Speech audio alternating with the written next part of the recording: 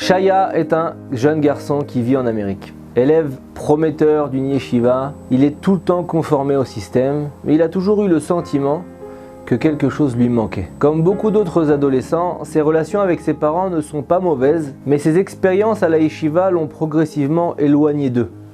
Il passait d'une yeshiva à l'autre et à chaque fois le même scénario se répétait.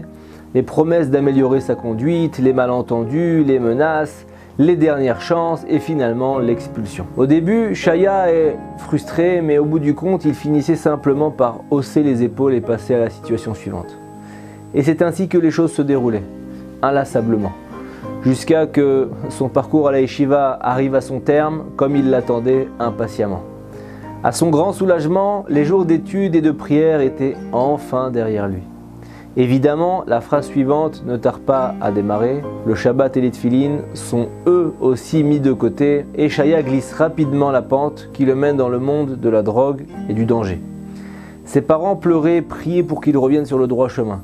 Ils n'osaient pas imaginer dans quel genre de sombre trafic leur fils était impliqué. C'était pénible. Le seul fait de penser à lui leur était déjà extrêmement douloureux. Shaya est donc engagé dans le commerce et la consommation de drogue. Certaines transactions se révèlent très profitables financièrement, et pas seulement aux États-Unis mais également à l'étranger. Tous les 2 ou 3 mois, Shaya se rend en Israël et pas pour des raisons d'ordre spirituel, loin de là. Il occupe son temps là-bas à faire des affaires avec des personnes peu fréquentables, les bas-fonds de la société. Chaque voyage lui rapporte d'importantes sommes d'argent s'élevant parfois jusqu'à $20 000. Une vraie mine d'or. La manière d'agir de Shaya fonctionnait parfaitement. Une semaine avant son déplacement en Israël, il prend contact avec son dealer et lui commande la quantité dont il a besoin. Au cours d'une transaction rapide et discrète, il reçoit la drogue contre de l'argent liquide.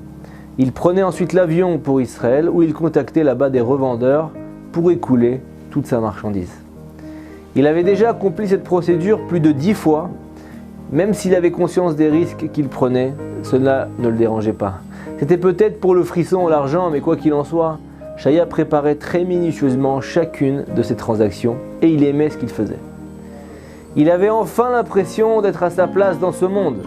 Cependant, petit à petit, un sentiment tenace de culpabilité commence à ronger sa conscience. Il se sent fautif à cause de sa profanation permanente du Saint Shabbat. En tant qu'ancien élève de yeshiva, il sait à quel point ce péché est gravissime. Bref, son manque de considération absolue pour la Torah et tout ce qu'elle représente avait enfin fini par lui faire perdre sa sérénité. Et oui, il a une neshama. Sa neshama a besoin d'être comblée. D'autant plus qu'il voyait la peine et les larmes de ses parents. Il aurait voulu leur dire qu'il les aimait toujours autant et qu'il avait besoin de construire sa vie comme il l'entendait. Mais les mots restaient coincés dans sa gorge. Et au lieu de se laisser aller à leur ouvrir son cœur, il avait choisi au contraire d'ignorer complètement le sujet.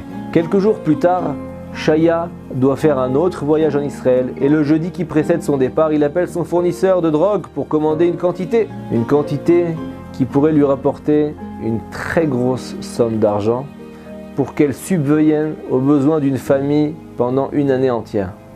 Une opportunité à ne vraiment pas manquer pour lui. Shaya attend que son fournisseur le recontacte, mais en vain.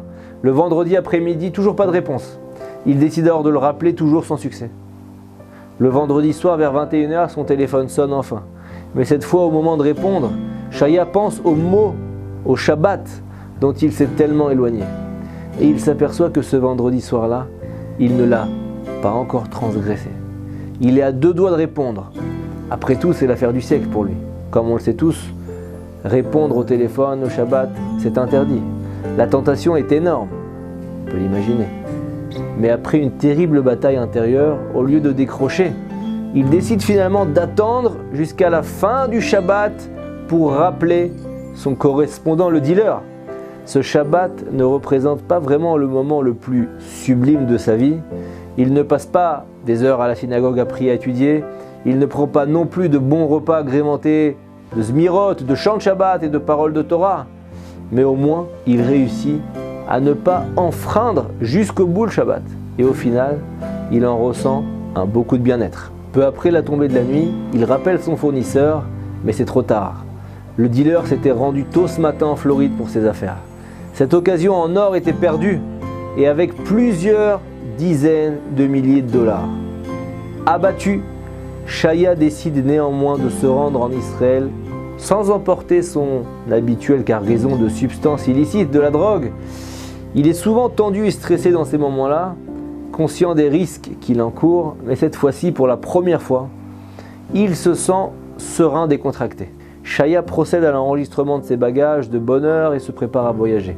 Le vol se déroule normalement et après avoir passé les formalités de douane en Israël, Shaya se dirige vers le tapis roulant pour récupérer ses bagages. Mais au moment où il met la main sur ses 2 valises, 4 hommes de la sécurité l'encerclent et l'emmènent dans un bureau. N'étant pas du tout du style à paniquer, Shaya attend calmement qu'on lui explique quel est le problème. Au bout d'un moment, l'un des hommes lui lance avec un visage sévère « Nous savons que vous êtes en possession de drogue et nous allons vous fouiller, vous et vos affaires. Votre visage, votre regard vous trahissent, monsieur Shaya. » L'homme s'exprime avec un sérieux extrême, tandis que ces 3 hommes et lui-même se mettent à le fouiller minutieusement, lui et ses 2 valises. Pris d'un rire nerveux, Shaya avoue aux hommes de la sécurité « Je n'arrive pas à le croire. Vous avez la bonne personne, mais au mauvais moment. » Il leur explique alors qu'il avait effectivement transporté de la drogue à plusieurs reprises, qu'il avait eu l'intention, encore une fois, d'en apporter en Israël, mais que ça n'avait pas pu se faire. Méfiants, les hommes ne croient pas un mot de ce qu'il dit. Ils supposaient qu'il essayait tout simplement d'étouffer l'affaire avec eux. Il continue alors à passer ses affaires au peigne fin, mais sans rien trouver. Et après une dernière fouille au corps, Shaya leur répète « Je vous l'ai dit, je ne suis peut-être pas un saint, mais je n'ai pas de drogue sur moi cette fois-ci. » Et faute de preuves, ils n'ont bien sûr pas d'autre choix que de le laisser repartir. Un peu plus tard, Shaya se met à réfléchir à ce qui lui est arrivé là. Pourquoi n'avait-il pas enfreint la loi cette fois-ci? Pourquoi cette fois-ci il n'avait pas de drogue sur lui? Uniquement parce qu'après tant d'années, il avait décidé de ne pas profaner le Shabbat. Cette simple constatation l'impressionnait. Le simple fait d'avoir observé le Shabbat une seule fois l'avait sauvé d'une lourde, très lourde peine de prison pour trafic de drogue. Sous le choc, il se dit en lui-même « Dieu fait réellement attention à moi. J'existe !» Par la suite, Shaya a fait un retour complet vers son judaïsme. Aujourd'hui, il est marié, il a plusieurs enfants et cette simple décision de ne pas répondre au téléphone pendant Shabbat a fait basculer sa vie. Parfois, il suffit d'un petit pas, d'un petit geste vers Dieu pour que notre vie change complètement. Merci à Shaya de nous avoir profité de cette magnifique histoire. Shabbat Shalom.